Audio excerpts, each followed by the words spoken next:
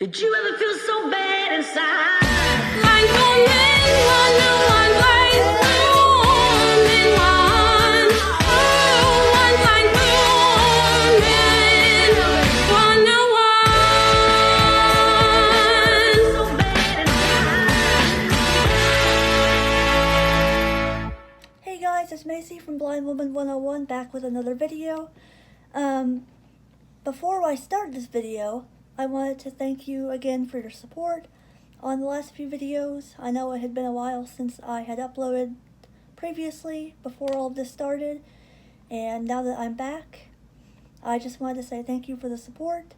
Also, please make sure to let me know if you have any ideas of content you would be interested in seeing. I'm always open to new ideas and suggestions to make my channel better and geared towards what you guys are interested in. Stay tuned for the end of this video, because at the end I'll be sharing some exciting news that I just found out today, and because I'm excited, the spasms are a little bit worse, so if you do see me jerk, that's just because of my cerebral palsy. But anyway, I'm going to show you in this video some of the ways that I have learned to cope with fireworks. And I wanted to do a disclaimer: I am not completely out of the woods yet with this by any means, but for those of you who are desperately searching for coping strategies last minute, like I usually find myself doing around this time of year with 4th of July coming up, I wanted to put something out there to help. And if you guys are like me and have neighbors that invest thousands of dollars in loud fireworks, this video is for you. So, without further ado, let's get on with the video. So my first strategy is find or create a safe space. This is for a place you can go when things get too much, when the fireworks get too loud. Now, if it sounds like it's right by your window, it might be hard to escape the loud fireworks. But examples of safe spaces could either be, maybe in your bed, sitting in the corner of your room with the lights turned off for a little bit. For me, this is the only place in our house that does not have windows, is in the bathroom with the door closed and the fan on. And I have literally, in years past, luckily I am not this bad anymore, but in years past I've stayed in there all night long, and if the fireworks go on until 4 a.m., I have been known to get a blanket and pillow and literally sleep in the bathtub, because that's how bad it got. But now it's at the point where I know where my safe space is. I can retreat to it if I need to, whenever things get too much, I need a break. The next thing is get people involved, be open, talk to people, tell them how you're feeling, tell them what you need. For me, a big part of this is getting my family involved. They know I have sensory processing disorder and struggle with fireworks, or any type of loud noises for that matter, but specifically, in this case, fireworks. And so it got to the point last year where I had improved enough to where I could actually go out onto the deck for 5 or 10 minute intervals at a time with my noise canceling headphones and with my family by my side, and I was actually able to go outside and listen to some fireworks. First time in 17 years. So that was a huge moment. Next one is noise canceling headphones. So I have headphones like these that you can just unfold, and then you can just fold them back up. They hook onto a backpack really well. I also have these that are a little bit more bulky but block out a little bit more noise.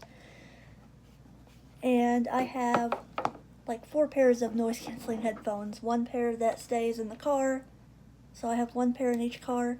I have a pair that I keep on my backpack for school, and then I have a pair that I keep here at the house. So, deep pressure is another one. I have a weighted blanket that I use in the car, like a weighted lap pad type thing. I have a weighted blanket that I sleep with at night. You could also have weighted vests on. I don't have a weighted vest, but I have like a backpack that kind of wraps all the way around your waist. And that to me provides the sensory input that I need to feel safe. You can also use these therapy brushes that you will a lot of times see in occupational therapy centers. You can get them on Amazon for a cheap price. And it helps with deep pressure on your joints and your muscles. Breathing exercises are another one that I have found that to be extremely helpful. It does seem hard in the beginning to get your breathing under control, but once you find strategies that help you, once you find strategies that can help you focus in more on your breathing, you eventually will be able to find a rhythm that works. You will know the speed that works. This kind of goes along with it, but meditation can also work.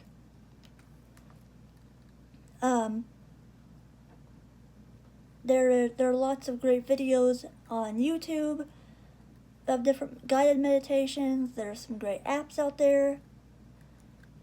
So if you have a hard time focusing, you can put on something that's guided and will tell you step by step how to focus and get regulated. White noise in the background. This is something that has really, really helped me a lot. I have a couple different sound machines that I use. Again, as I've explained before, I have a fan that I use in the bathroom. I just turn on the ceiling fan, and that blocks out the noise from the fireworks and allows me to tune it out. Be patient with yourself. This is one of the most important things that I learned, and the hardest thing that I learned to do. But it was also the most beneficial. Knowing who you can go to if you need support, and just reminding yourself that this is temporary. In time I can overcome this, and giving yourself grace. Keep yourself busy with, I have some fidgets that I will use. I have way too much stuff on my desk here, but this is something that I will use, and it has the pins that go down, and then it just feels good, like running my fingers through it. And I have all different kinds of fidgets and stuff that I use. I have those little pentomino puzzle things that you can fit in the little boxes. I have tactile Rubik's Cubes. All different kinds of things. Take it one step at a time. I a lot of times will rush myself through and try to get to where I want to be too fast, which can set you back more in the long run. So, again, just going back to being patient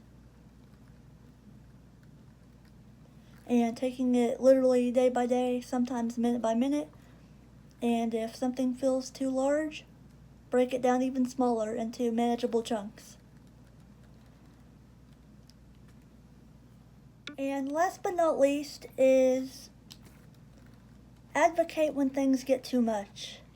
This is one of the most helpful things that I've learned trying to overcome fireworks. So, and it can be anyway. I know if you have autism or sensory processing disorder or even ADHD, when you're overwhelmed, communication is definitely not the easiest thing.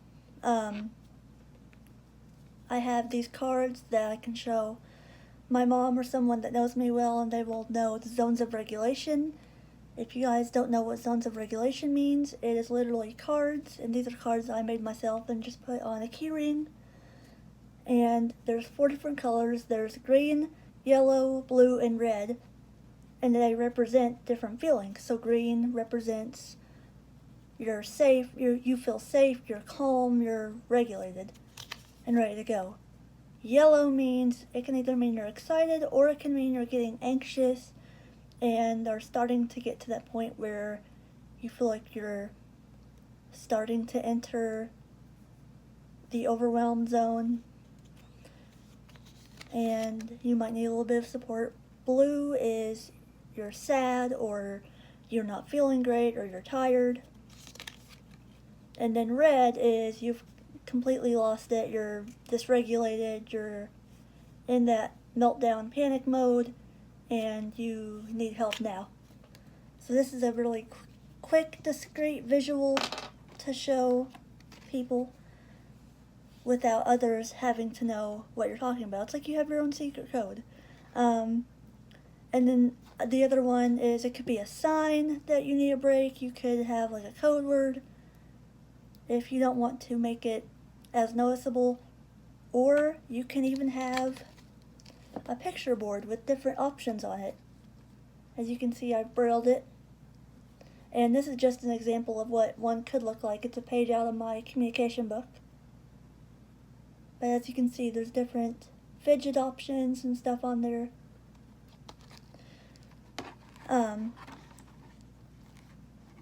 So those are my top tips. And if you have any that you would like to add, drop them in the comments. If you have any questions, comment them below. Please like, share, and subscribe. And I also, if you guys have stuck around to this point of the video, I wanted to tell you guys some exciting news that I got today. So, I am officially graduated from speech therapy. It has been a month and a half of me trying and fighting to get my regular talking voice back after the really big setback with PNES in May when I was hospitalized for seizures.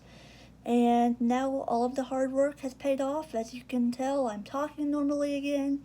And yeah, I've officially graduated from speech therapy. So I'm so excited, and my next challenge is overcoming PNES and right now practicing with fireworks again. So I'm hoping to be able to do what I did last year and use my headphones and possibly go out on the deck for a little bit. So we'll see how things go, and if you have any questions, like I said, don't hesitate to reach out. Please like, share, and subscribe, and I will see you guys in my next video.